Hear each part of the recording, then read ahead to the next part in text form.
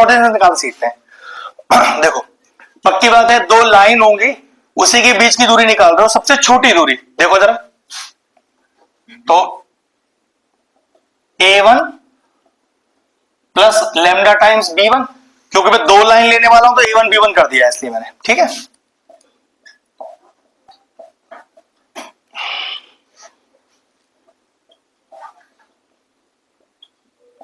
बोलो, है दो लाइन अपने पास। अब मुझे क्या लिख के आएगा, फाइंड द शॉर्टेस्ट डिस्टेंस, ठीक। तो डायरेक्ट फॉर्मूला है क्या, A2 माइनस A1, क्या A2 माइनस A1 कर पाएंगे, हाँ कर पाएंगे। डॉट कर दो उसका B1 क्रॉस B2 से, तो पहले B1 क्रॉस B2 को अलग से निकाल लो, A2 माइनस A1 को अलग से निकाल लो, दोनों को डॉट कर दो उठाकर, अपॉन B1 क्रॉस B2 का मॉड, क्योंकि ये भी पूरी दूरी निकल रही है तो होल का मॉड, फिनिश। दूरी निकाल रहे हैं, पीछे क्या लग जाएगा, पहले इतना कॉपी करो, फिर एक छोटा सा ट्विस्ट बताता हूं, आपका टॉपिक पूरा। वो छोटा सा ट्विस्ट पूछा भी जाएगा आपको एमसीक्यूज में। छोटा सा ट्विस्ट ले लो, शॉर्टेज डिस्टेंस निकालना है लेकिन लाइंस पैरेलल है, ठीक है। तो उसमें चेंज क्या आएगा, अब लाइंस पैरेलल है तो समझो डी आर्स दोनों के सेम है, इसका मतलब ये तो हुआ नीचे के एबीसी सेम है, और ये नीचे के एबीसी यही तो नहीं होता है, तो क्या फॉर्मूला ऐसा हो जाएगा, है ना भैया, बी क्रॉस बी तो जीरो हो जाएगा। मैंने हाँ बिल्कुल सही बात है, उस केस में फॉर्मूला चेंज होकर क्या बन जाएगा,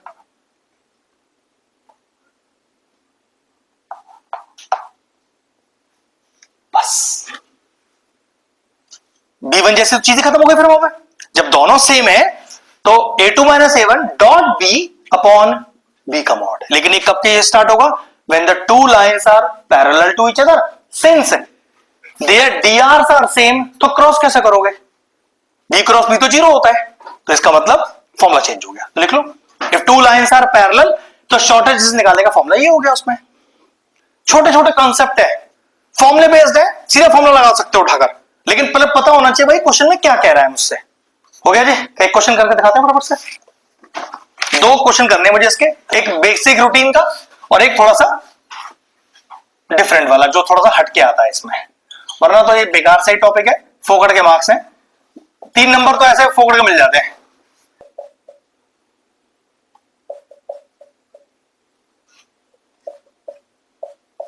एक क्वेश्चन करते हैं फटाफट से, टॉपिक पूरा हो जाएगा वाला।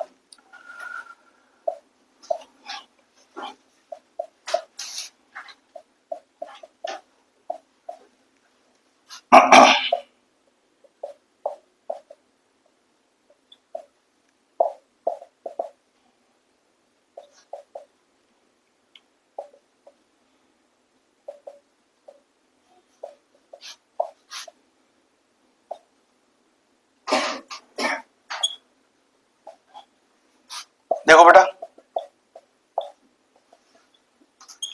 क्या मुझे A1 B1 A1 A2 B1 B2 के लिए पता चल गई यहां से, तो A2 माइनस A1 कर ले पहले सीधा, ठीक है।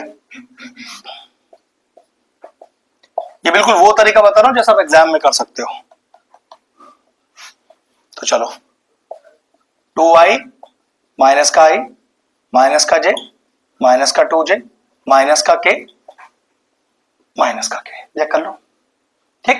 कितना आ गया, i माइनस का 3j, बोलो ले रहे थे ना। चलो एक पार्ट तो आ गया, अब B1 क्रॉस B2 निकाल ले, कैसे निकलता है क्रॉस, B1 कौन है भाई और B2 कौन है जी, चेक करो। याद है जैसे डिटरमिनेंट खोलते हैं प्लस माइनस प्लस लगाकर, तो प्लस का i, इससे जुड़ा रो और कॉलम गया, ऊपर से नीचे मल्टीप्लाई माइनस ऑफ नीचे से ऊपर माइनस का j, इससे जुड़ा रो और कॉलम गया, ऊपर से नीचे मल्टीप्लाई माइनस ऑफ नीचे से ऊपर प्लस k, इससे जुड़ा रो और कॉलम गया, ऊपर से नीचे मल्टीप्लाई माइनस नीचे से ऊपर, तो माइनस का 3i प्लस का 0j, जब 0 ही लेना है तो फिर माइनस प्लस का लेना है हमेशा। दोनों आ गए, फिर इतना कॉपी कर लो। v1 क्रॉस v2 को मॉड भी कर लो एंड टू एंड।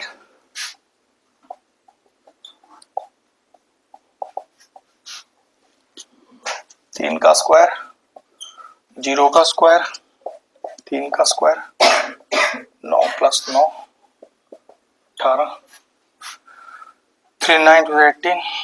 चलो चलिए शॉर्टेज डिस्टेंस में डालते हैं। तो a2 minus a1 dot b1 cross b2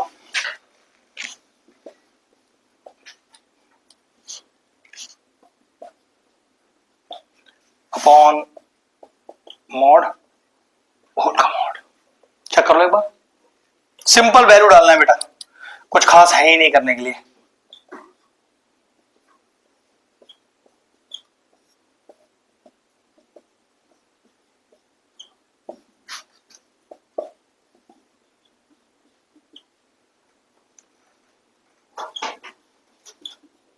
ये लीजिए खत्म हो गया।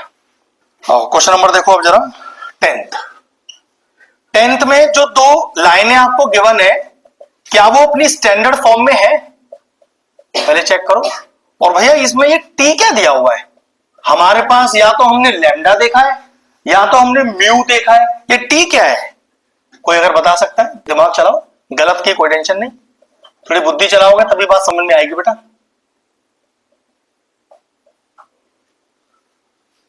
ये टी क्या है क्वेश्चन में? सही जवाब भैया, वो जो कांस्टेंट वहां पर लैम्डा है वही कांस्टेंट यहां पर टी है, और दूसरे में वही कांस्टेंट आपके पास एस है। बिल्कुल सही बेटा, दिमाग तो चलाना ही पड़ेगा, रटे हुए क्वेश्चन तो नहीं आने वाले, ये तो ध्यान रखना, वरना ऐसे बुद्धू की तरह बैठे रहोगे एग्जाम में, समझ ही नहीं आएगा करना क्या है। चलो अब दिक्कत है, फॉर्मूला तो ऐसा बनने वाला है, मतलब ये क्वेश्चन ऐसे बनेगी, पक्की बात है। तो सारी टी वाले टर्म अलग कर दूं, विदाउट टी वाले अलग कर दूं, आओ अलग करते हैं। अगर थोड़ा दिमाग चलाओगे तो बात बनेगी।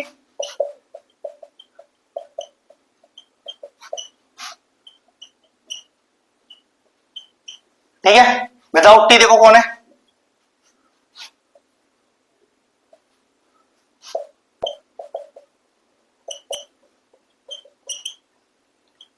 बच्चे में से टी कॉमन ले लो,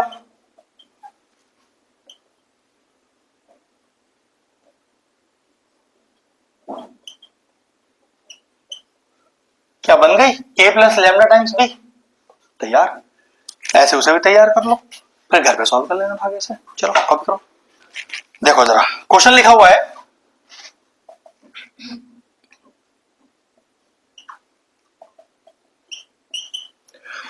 अगर क्वेश्चन स्टैंडर्ड फॉर्म में ही नहीं है, पहली बात तो आप इसकी पहले कार्टेशियन बनाओगे, कार्टेशियन से आएंगे ए प्लस लैम्डा बी में। ठीक है भैया, कार्टेशियन तो ये होती है,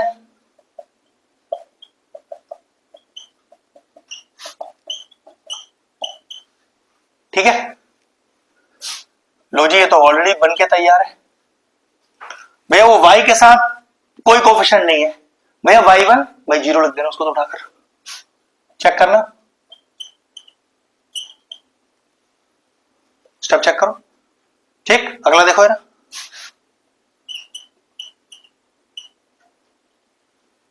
एक गलती अब भी, x माइनस x1 होता है। अब चेक करो, क्या क्वेश्चन बिल्कुल तैयार है मेरी? तो आई थिंक ये तीनों मेरे ए हैं,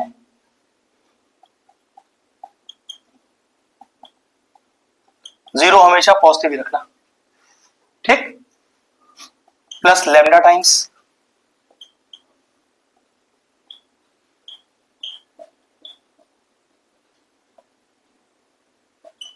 बोलो क्या समझ नहीं आया इसमें? A1 भी आ गया, B1 भी आ गया, कर पाएंगे? दूसरा मैं बना के दिखाता हूं एक बार, जब तक कॉपी करो इसे।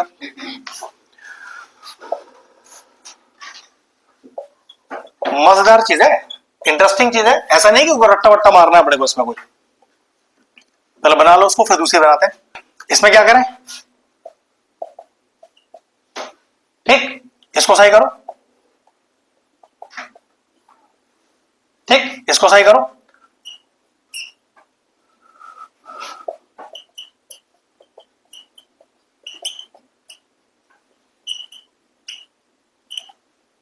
तैयार बिल्कुल, चलो दूसरी क्वेश्चन बनाओ।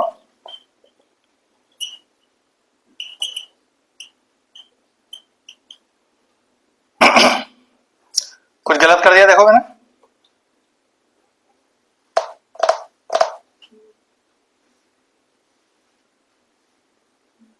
उल्टा साइन चाहिए ना उसका तो मुझे।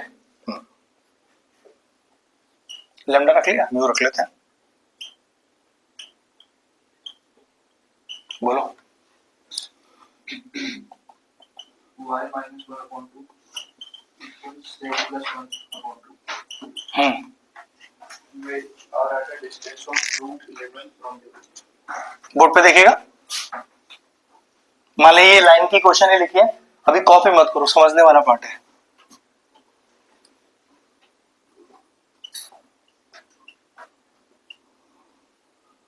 कितना है,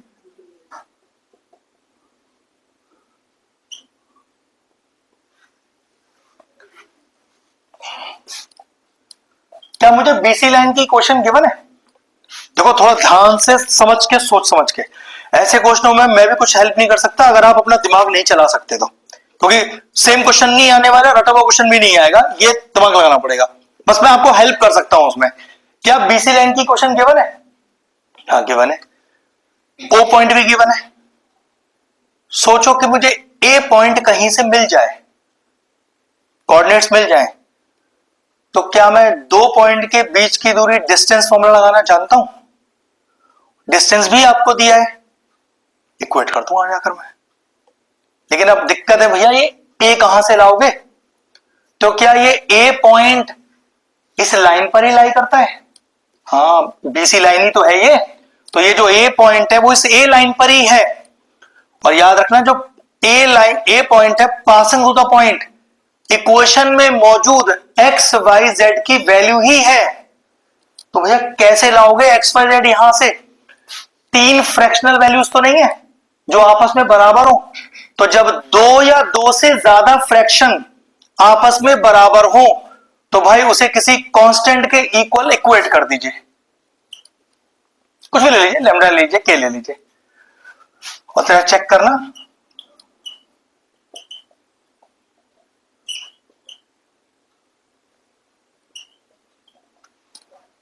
चेक करो। सोचने वाली बात यह है, मुझे वो ए पॉइंट ढूंढना है, क्योंकि ओ पॉइंट तो है, तो मैं डिस्टेंस फॉर्मूला लगा दूंगा सीधा उठाकर, क्योंकि दोनों के बीच की दूरी है। अब दिक्कत है मेरे पास वो ए पॉइंट कहां से आएगा? तो भाई लाइन बीसी पर ही ए पॉइंट है। ए पॉइंट कह सकते हैं कि पासिंग टू द पॉइंट है, और पासिंग टू द पॉइंट किसी भी इक्वेशन में मौजूद एक्स वाई जेड की वैल्यू होती है। तो मुझे एक्स वाई जेड ढूंढ रहे हैं। भैया एक्स वाई जेड कैसे ढूंढूं? कैसे भाई, जब दो या दो से ज्यादा फ्रैक्शनल वैल्यूज आपस में बराबर हो तो किसी कांस्टेंट के इक्वल इक्वेट कर दो उसे, और वहां से एक्स वाई जेड निकाल लो। तो एक तरह से मेरे पास ए कोऑर्डिनेट आ गया। क्या है वो ए कोऑर्डिनेट? देखो,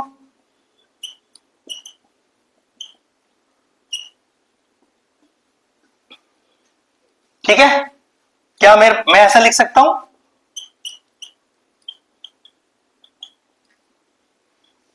चेक करो, डिस्टेंस ओ ए रूट 11 है,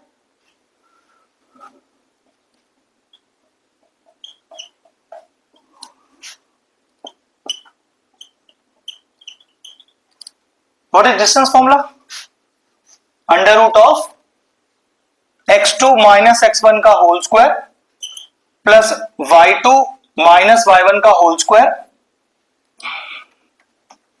प्लस z2 माइनस z1 का होल स्क्वायर। यही है, स्क्वायरिंग ऑन बोथ साइड्स करके रूट चला गया, a प्लस बी के whole square, a minus b के होल स्क्वायर खुल जाएंगे, k का वैल्यू आ जाएगा। वो k का वैल्यू यहां इंसर्ट हो जाएगा। आ गया आपका ये पॉइंट।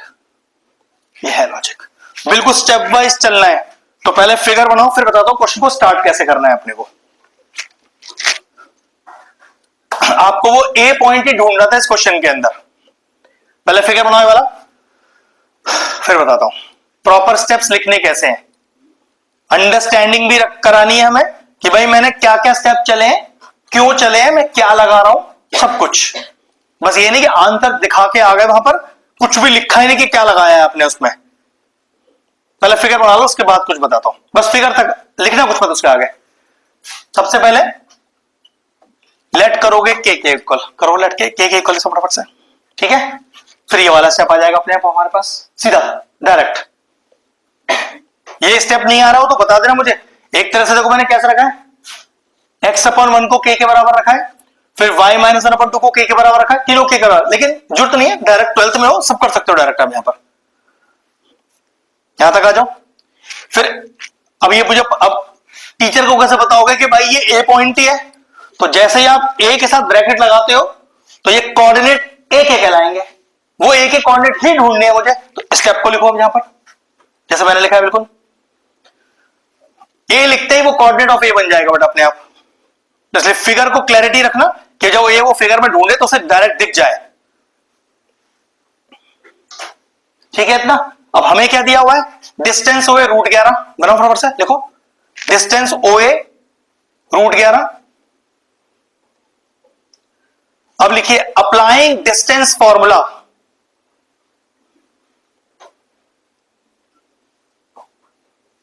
चलिए चेप दी उठाकर सीधा इसको, ये जो लिखा मैंने अप्लाइंग डिस्टेंस फॉर्मूला। एक एक चीज वेल एक्सप्लेन कर दो बस। स्क्वायरिंग ऑन बोथ साइड्स लिखो, रूट चला जाएगा अगले स्टेप पर।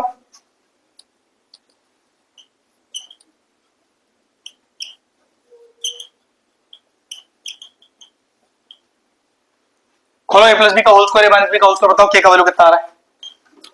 k का वैल्यू चलेगा +-1। अब जब +1 है पुट करो, फिर -1 है फिर पुट करो, इसलिए 5 मार्कर क्वेश्चन है ये। अब बताओ आएगा समझ में। पहला 5 मार्कर, एक लाइन की क्वेश्चन चाहिए, आगे चल। अच्छा एक चीज, लाइन की क्वेश्चन चाहिए, सिंगल लाइन की क्वेश्चन, तो चेक करना आंसर में यही तो मांग रहा है मुझसे। फिर मतलब एक तो पासिंग पॉइंट गिवन होगा और एक कोई जुगाड़ दिया होगा dr निकालने का, यही मतलब है। तो याद रखना इसके लिए सारी गड़बड़ की जाती है, ये बिल्कुल सीधा सीधा दिया जाता है, लेकिन इसमें भी छोटा सा ट्विस्ट है इस बार। देखो क्या कह रहा है, find the question of A line which bisects the line segment joining the points. देखो मान लो ये है वो लाइन जो मैं निकालने वाला हूं, जिसकी क्वेश्चन क्या आने वाली है अभी। ये लाइन समझ पाओ तो जहां से पास कर रही है वो लाइन एक्चुअल में वही है ए और बी।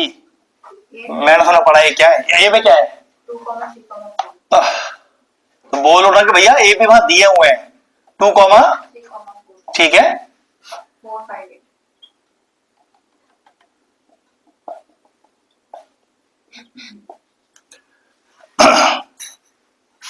मेरी लाइन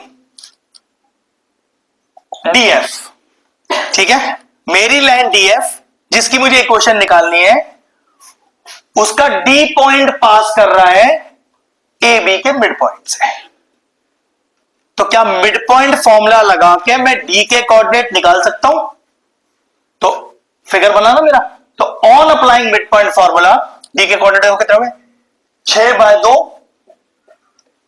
8/2, 12/2 आ गया क्या। हमेशा ये ए ऐसा ही मिलेगा, या तो बिल्कुल सीधा दिया होगा या छोटा सा ट्विस्ट डाल दिया होगा। सारी प्रॉब्लम इसे निकालने में है, यही पंगे की चीज है। इतना क्लियर हो गया। पासिंग टू द, भैया ऐसा कहां लिखा है कि पासिंग टू द पॉइंट है, तो बेटा ये लाइन को ऐसे पढ़ना हमेशा। Find the equation of A line which passes through the bisection of the line segment joining the points.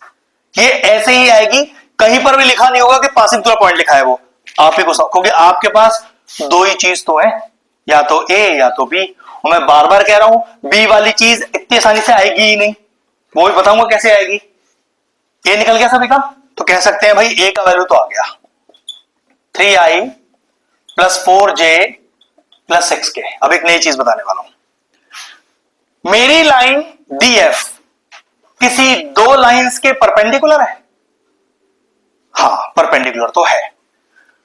तो ऐसा कह सकते हैं कि मेरी लाइन के DR और पहली वाली लाइन के DR का प्रोडक्ट का सम 0, फिर मेरी लाइन के DR फिर दूसरी लाइन के DR का प्रोडक्ट का सम 0। भाई पैरेलल यही कंसेप्ट है ना उसका।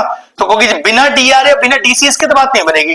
अगर DR से, क्योंकि हम यहां B की बात कर रहे हैं, तो ये नीचे के ABC है जो एक्चुअली DR ही कहलाते हैं, तो DCS पर जाने की जरूरत नहीं है, DR से काम चल जाएगा। तो देखो मैंने क्या किया, पहले लेट ये जो B लिखा है इसको मैंने क्या माना, पहले ध्यान से समझिए, ठीक है? दोनों लाइनों बोलो।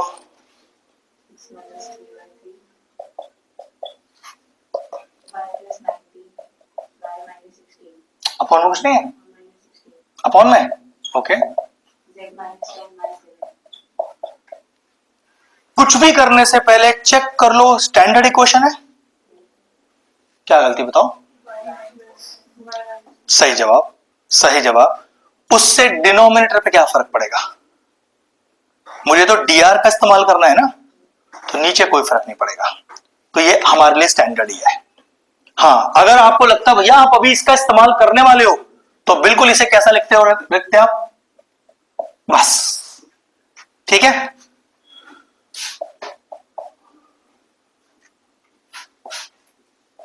इसको 1 मानते हैं। अब ध्यान से देखना जो बता रहा हूं, क्या मैं सही लिख रहा हूं?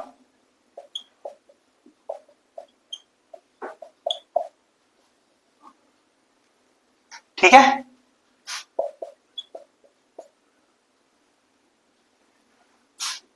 B1 B2 B3 वही है ये DR, और इसके DR कौन है?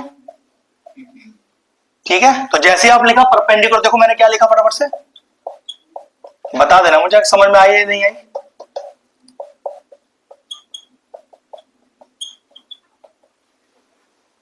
बोलो, समझ में आ गया मैंने क्या किया? ये ABC होते हैं जिनको DR बोलते हैं। वेक्टर फॉर्म में ये ABC इसी को डिनोट करते हैं, जिसको मैंने B1 B2 B3 कर दिया है, तो DR ही तो लिखे हुए हैं मैंने, बस ये प्रेजेंटेशन ही तो चेंज किया है अपना। समझ में आ गया? ऐसे ही देखो दूसरे क्वेश्चन बोल बेटा।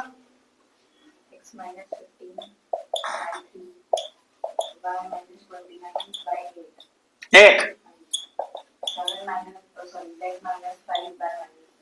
पहले चेक कर लो स्टैंडर्ड इक्वेशन है कि नहीं। बिल्कुल स्टैंडर्ड है। अब देखना है,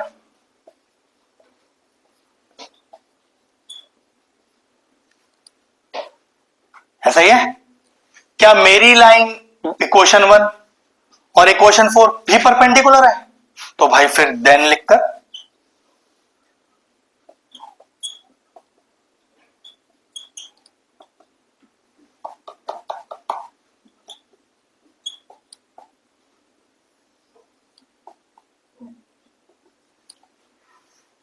पहुंच गए यहां तक, कॉपी करो, लिख देना।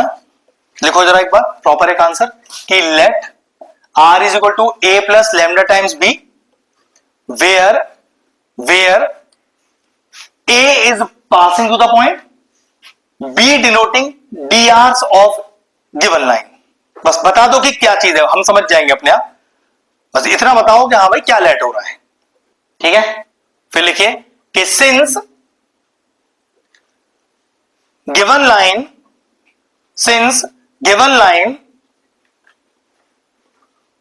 passes through the midpoint of two given points,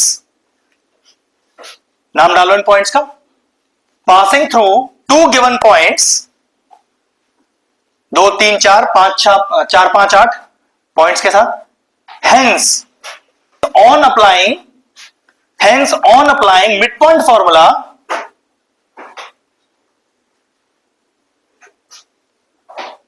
to find the value of, देखो, to find the value of a vector, जो आप शुरू में बता चुके हो क्या है, वो पास पॉइंट है मेरा वो, और वहां से आप निकाल दोगे, इसे लिख दोगे उठाकर। बहुत तरीके से और प्रॉपरली करना, कंफ्यूज मत करना, टीचर को परेशान हो जाएगा वो चेक करने में। क्या नहीं समझना है वो बता दो। क्लियर हो गया? वो ए पॉइंट डायरेक्टली नहीं गिवन है, वो ए पॉइंट बोल रहा हूं, वो ए वेक्टर किसी दो पॉइंट का मिड पॉइंट है। तो मैंने मिड पॉइंट फॉर्म लगा, सब बता दिया मैंने, मिड फॉर्म लगा दिया है मैंने, और मैंने वो पॉइंट ढूंढ लिया 3 4 6, जो एक्चुअल में मेरा 5वां पॉइंट है। मैं शुरू में बता चुका हूं आपको, आ गया मेरा ये पार्ट। अब इसको थोड़ी देर के लिए यहीं छोड़ दो, इसका काम तो यहीं खत्म हो गया। नाउ इसको देखो, इक्वेशन 2 मानो। हाँ ठीक है बेटा, आराम से कर ले।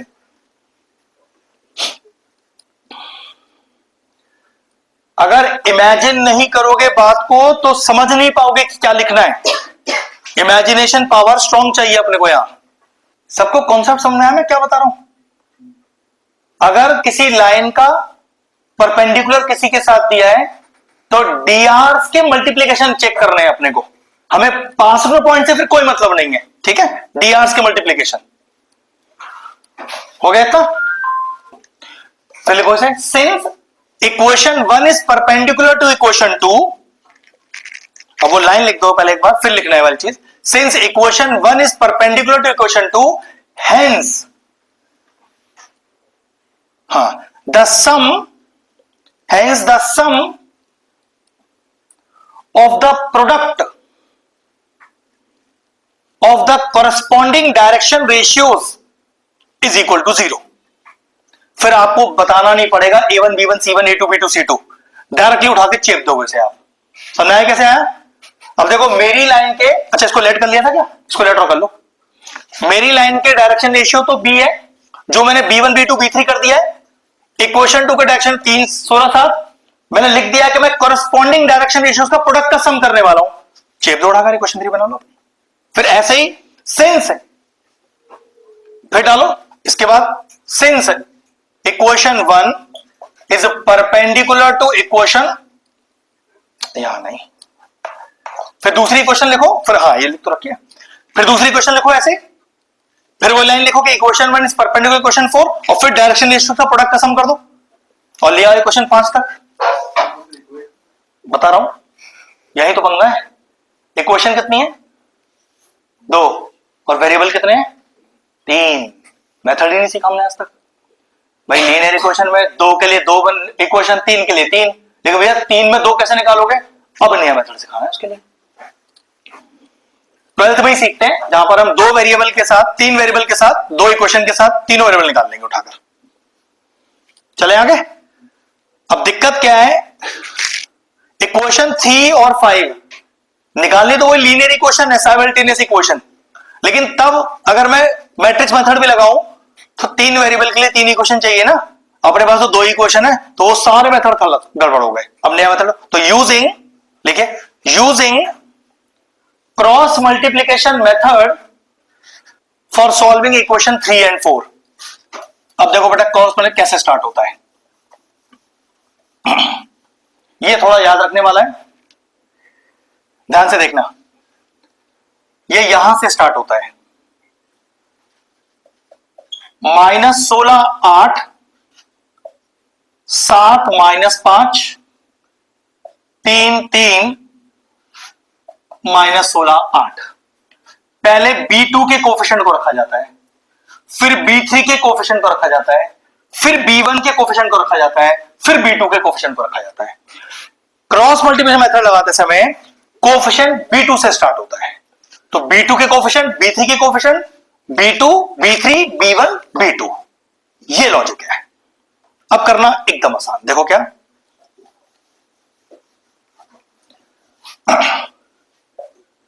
B1 अपॉन ऊपर से नीचे मल्टीप्लाई 16 पंजे 80 माइनस ऑफ नीचे से ऊपर, ये वही लॉजिक है जो हम करते आए हैं आज तक। दूसरा B2 अपॉन ऊपर से नीचे मल्टीप्लाई माइनस ऑफ नीचे से ऊपर, B3 ऊपर से नीचे मल्टीप्लाई माइनस ऑफ नीचे से ऊपर। ठीक है इतना? कितना बच गया बेटा? 24। इधर देखो कितना? 6 21 और ठीक है। ओहो माइनस था वो, कितना हो गया? 36। ध्यान रखना वो माइनस था, एरो में गायब हो गया ना। ठीक है, और B3 अपॉन 8 4 12। कोई ऐसा नंबर है जो तीनों को काट रहा है? 24 36 72 को 12। तो अगला स्टेप क्या लिखोगे?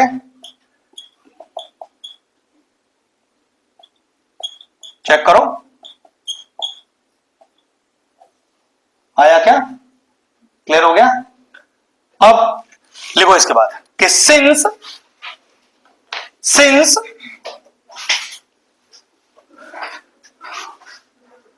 Direction ratios are proportional, hence कोई कुछ भी ये लेफ्ट वेट कुछ नहीं करना, हेंस डायरेक्टली चेक करो बेटा, बस